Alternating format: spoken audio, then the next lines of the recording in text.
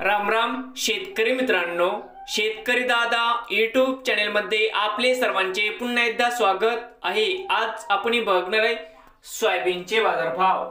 लातूर जिल्ह्यातील अहमदपूर तालुक्यातील संत माधवबाबा trading company Kingaon येथील आजचे सोयाबीन बाजारभाव म्हणजे दिनांक 17 ऑगस्ट 2024।